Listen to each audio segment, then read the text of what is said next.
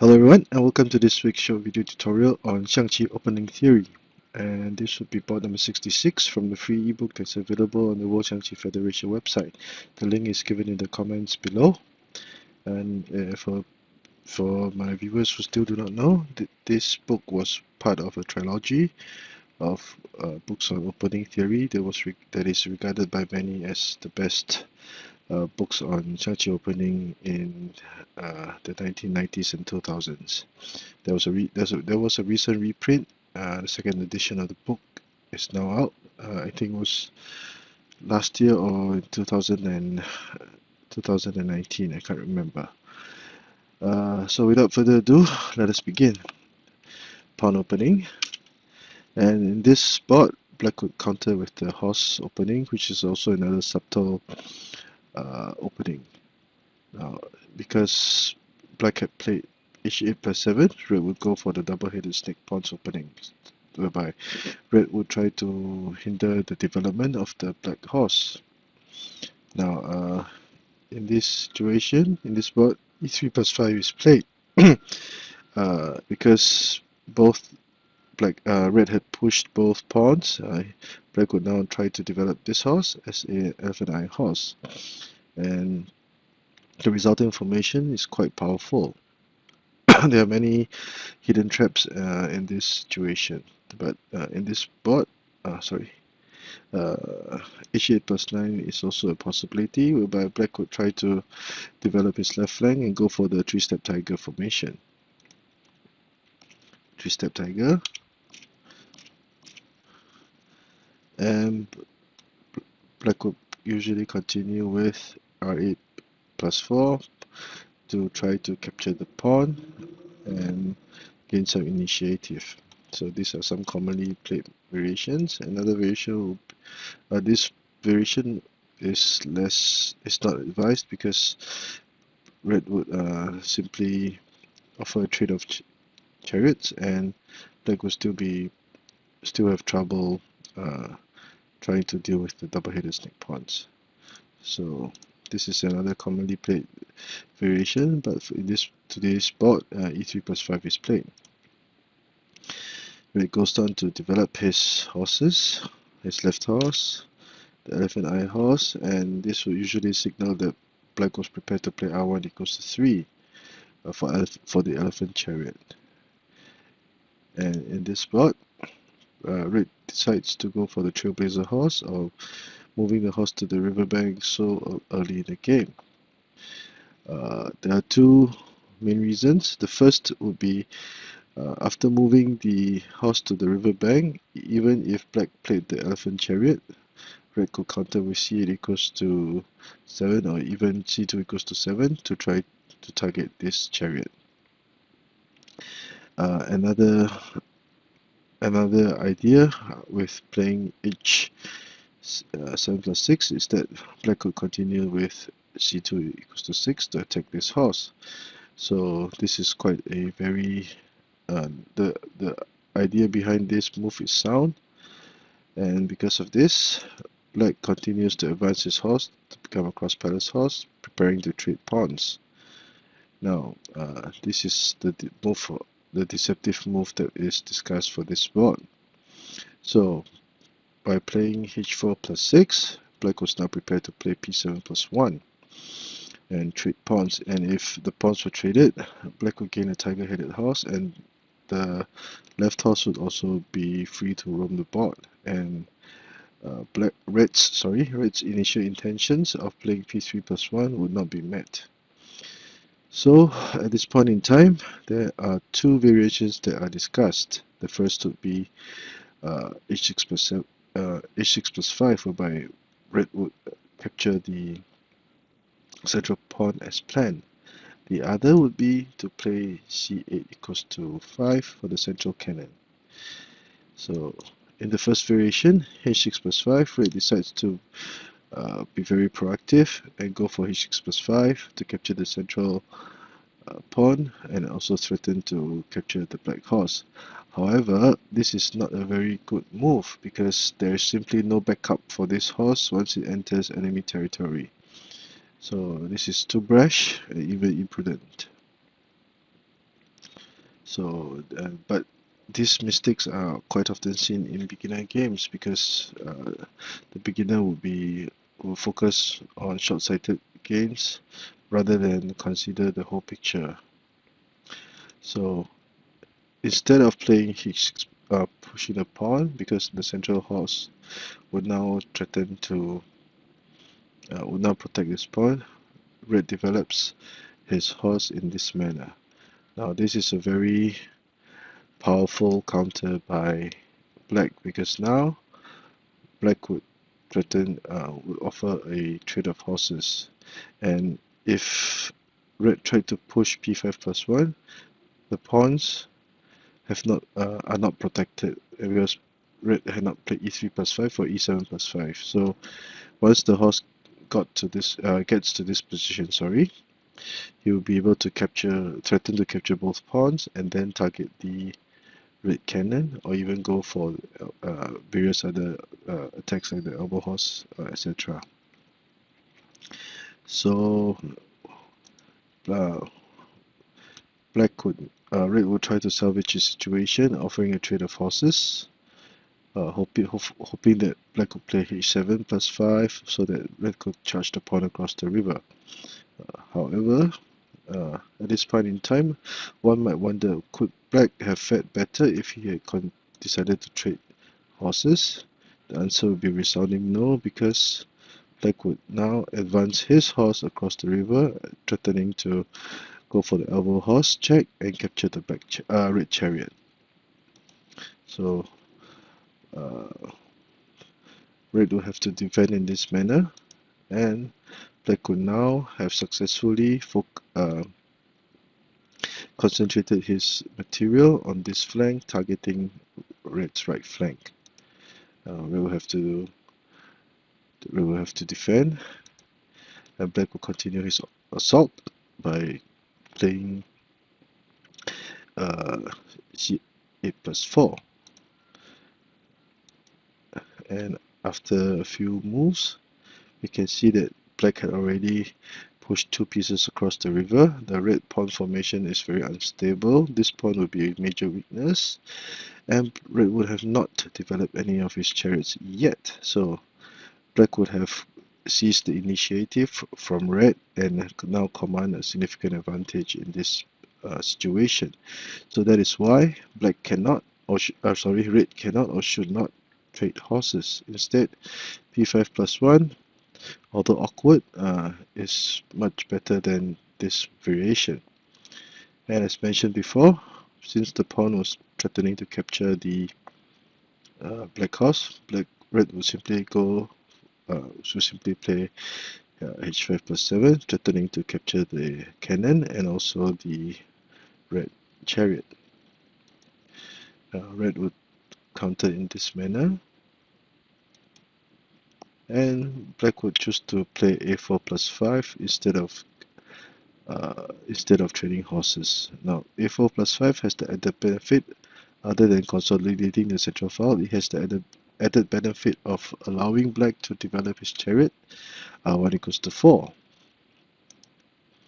So red decides to trade the black.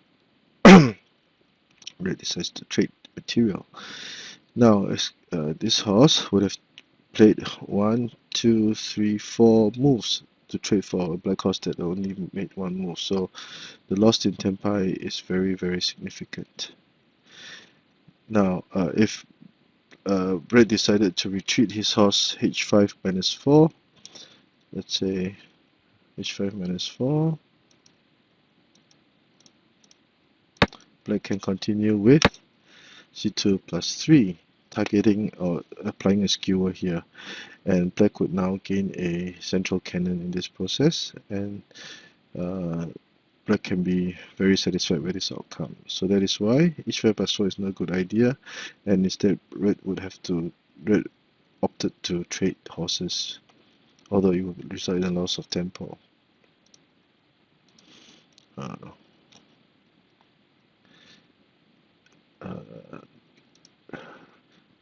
Horses are traded. Finally, red would develop his right horse but black will simply be faster, and now the horse will be protected by the cannon,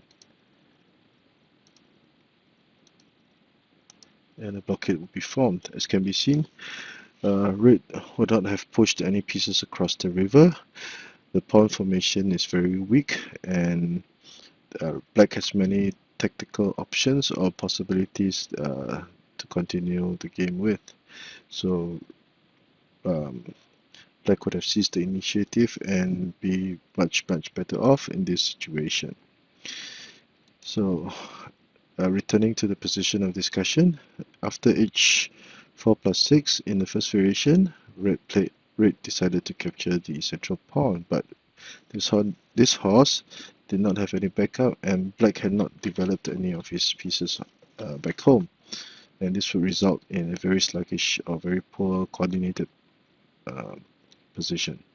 So how should red have reacted in this situation? The recommended move was c8 equals to 5, whereby red would prepare to add even more pressure on the central file.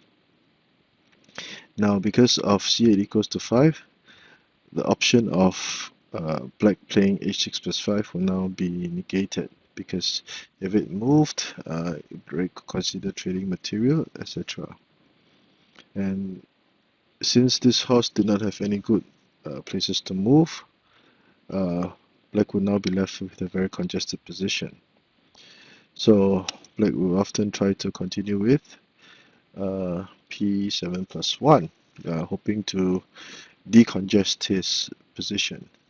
h6 plus 5 is not possible, because after trading material, you can see that black's central pawn is still unprotected. The red cannon will capture it and gain a significant advantage.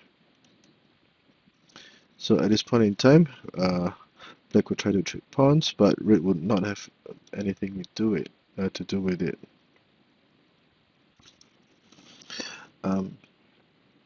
Red would not capture the pawn and allow black to gain a tiger-headed horse. Instead, red would develop his left chariot, threatening to capture the black cannon, forcing it to move away, and then capture the central pawn at this point in time. And black would be placed in a dilemma.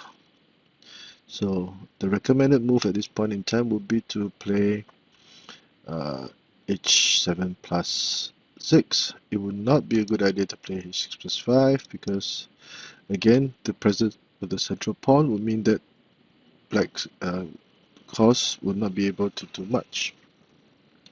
So after trading material, the pawn crosses the river, and black is now prepared to play p4 plus 1, forcing the horse to retreat again, and red has the advantage firmly in hand. Now c5 plus 3 is a simple no-nonsense move. It would not be a good idea to try to make things complicated at this point in time with h5 minus 3, because the horse will now continue on its attack, as we have discussed earlier on.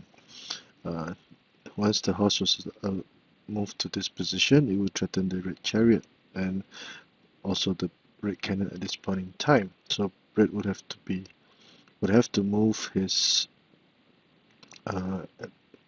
cannon away, and thus give black a breather for the moment. So that is why c5 plus 3 would be the best option. And back to the version B. So h7 plus 6 is suggested. Red will simply push the pawn across the river, and black will continue to capture a pawn. At this point in time, red would push his pawn forward. Although the black horse was now threatening to trade away red's most important offensive piece, attacking piece, p3 plus 1 is a much better move. Because even though black would trade his horse for the red cannon, red's resulting position is still very stable. Let's say black continued with h6 plus 5. red would at this point in time choose to sacrifice this pawn. Now to fight for the initiative. It would not be a good idea to try to play p3+1 because black again would threaten to go for the elbow horse, and red would need to defend. Red would need to defend with h2+4. He cannot let his guard down and play c2 equals to 4 because at this point in time, black would have this very brilliant move threatening to capture the black chariot. Now, if the black chariot say moved 1+1 or 1+2, the black cannon would capture the red horse, and black would have resolved the issue of the black cannon being under threat and also disrupted red's formation at the base. So red must not let his guard down and play h2+4 as a prophylactic move. The pawn is sacrificed, but after developing the right horse as an elephant eye horse, red gets to develop his chariot with r1 equals to 3. So at this point in time, we can see that red would now have developed both his chariots, while the black chariots would not have moved at all. Black has to retreat his horse again and threaten to capture the red horse. And red would simply play h5-6 to retreat his horse to riverbank, whereby it would be able to continue to cause much damage. But as can be seen, red will now enjoy a huge advantage because the chariots are now ready to go, and there are many tactical combinations possible that will result in red going from strength to strength. So this is the board for today. A short recap: pawn versus horse, double headed snake pawns, and red plays h7+6 to try to gain some momentum. And this is the move discussion, whereby black goes for the cross-balanced horse. Now there were two variations. In variation A, red continued to capture the central pawn without any reinforcements or backup ready in hand. In variation B, c8 equals to 5 will be a very good move that would discourage the black horse from playing h6+5. And after several to and fro attacks,